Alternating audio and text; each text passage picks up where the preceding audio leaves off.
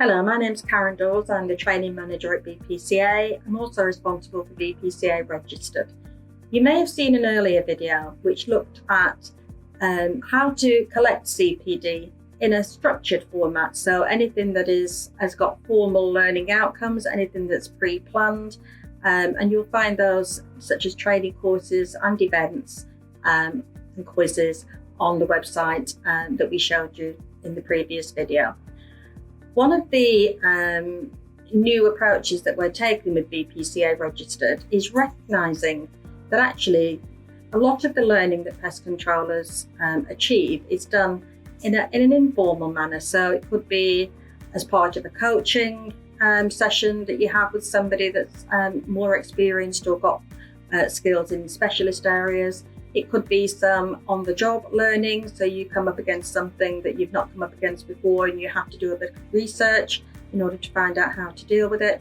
It could just be some informal advice that you get from one of our technical advisors if you've come up against something that you're not sure about. All of that is learning, and it's valuable learning because it's relevant to the job you're doing.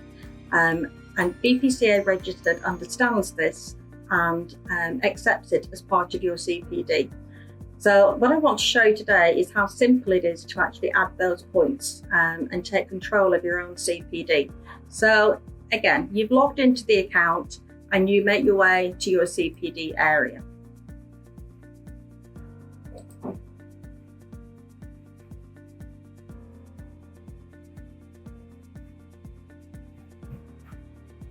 So you'll come to your CPD area and you'll see the number of points you've got and the number of days that you've got left to achieve your minimum 20 points. Down the right hand side here, you'll see how to view your record, so you'll be able to see what CPD you've earned so far. But you'll also see add CPD points. So this is where you can add your own points for learning that you've done, but in an informal or unstructured manner. So you click on that box there, and this takes you to your CPD Diary. So within this diary, you'll see all the CPD that you've done through the year. So any events that you've attended, any training that you've done will have been automatically added on by our administrators here at BPCA. But this is where you want to add your own CPD. So if you go to the blue button at the bottom right-hand corner and press that to say add, you'll come to a form that you need to fill in. What we're asking you for within this section is for some details about what the learning involves. So if we do scroll down, there's lots of different options. You pick the one that's most relevant to what you've done. So for the purpose of today, we're going to pick on-the-job training. We're going to give it a little bit of a title. So domestic rat issue. So it's just an overview of what it is that you've done. You put the date in as to the date that you started it and the date that you finished it. And here you put a little bit of a description. So domestic customer had ongoing rat problem. Baiting wasn't working. Need to find another solution. So the next box down is how much CPD is that worth? Well, you get 1 point per hour, so it's very simple to calculate. You can either log it as points or log it as hours. We would recommend that as you're adding your CPD, you pick one of those and stick to it for consistency, but it really doesn't matter. At the end of the day, you'll still be given the point for the hour. So if you've been, it's about the learning. So if you've had to do some research or speak to somebody about the problem to find out how to deal with it, then it's the amount of time you've spent doing that research or speaking to somebody or being shown something. So that could be anything from an hour to 4 hours or 5 hours if somebody is mentoring you. So you decide how, for the purpose of today, we'll say 2 hours has been spent trying to sort out what the problem is. Now this is the bit that changes slightly. So with unstructured learning or informal learning, we have no way of validating that learning has actually been done. We don't have an attendance list, or we don't have a scanned card to be able to say that you were there doing that job. So what we ask you to do is what we call reflection. So in its basic form, this is reflecting on what you've done and considering what it is that you've learned and how you're going to put that into practice going forward. Just 3 very simple boxes.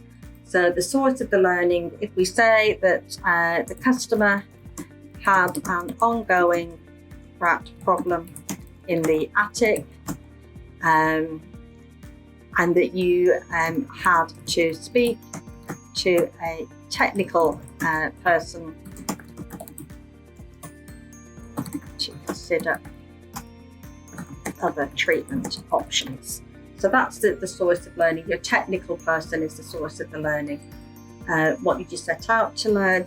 How to find the root cause of the problem. And what actions, so this is what has resulted. How is it going to make you do your job better? It will enable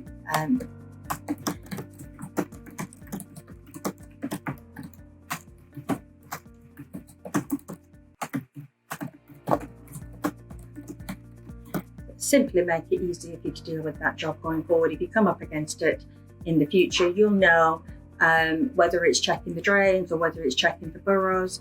You'll know that those are your next steps to take. So you've done that learning. The next box is evidence. So it's not mandatory. For things like technical advice, you might not have any evidence of having that sort of documentation to upload. But if you're out in the field and you're doing the job, you will have the opportunity to take photographs or videos that you can upload, and it's as valuable to you as it is to us in terms of validation. You will have your diary. If you come up with something similar in the future, you can go back to your diary, you can revisit that entry, and you can have a look at the photos, and you can have a look at the sort of reflections that you've done to remind yourself of what happened on that day and what you learned. The last one is themes. So we want to make sure that it's categorized under the right theme. So certainly as far as we're concerned, you do need to get a certain number of health and safety points. So we need to understand where that learning is. But if you're doing fumigation, then you can stick your CPD under fumigation. If you're a bird specialist, then your CPD will be mainly around bird control. So this one will be around rodent control.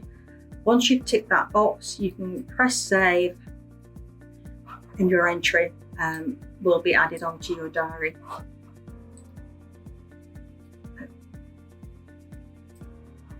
Go back to the CPD area.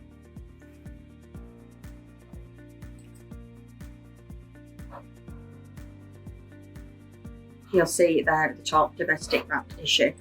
Sometimes you'll see a draft where this says live. Sometimes you'll see the word draft. And if you go into the entry at that point and edit it, generally speaking, it's because you haven't completed this reflection part. So until you complete that, you can put the entry on and you can claim the number of points, but it won't actually show on your account until you've done the reflection. That is the mandatory part of being able to control your own CPD. Once you've filled in those sections, you click save. If it doesn't show immediately, go back to your CPD area and just go back to your CPD record, and it will have righted itself at that point, and it will be showing as a completed entry. So that's basically it. That's how it works. Very easy once you sort of get into the habit of doing it. There's no limit on the amount of unstructured learning that you can claim. It's great if we can have a mix of structured and unstructured, but as long as you can demonstrate through reflection that you've actually achieved that learning, that you've successfully completed some CPD, then we're happy to accept that informal method as part of your achievement. That's it from me. If you've got any questions, again, as always, contact us at registered@bpca.org.uk and we'll endeavour to help you. Thanks for listening.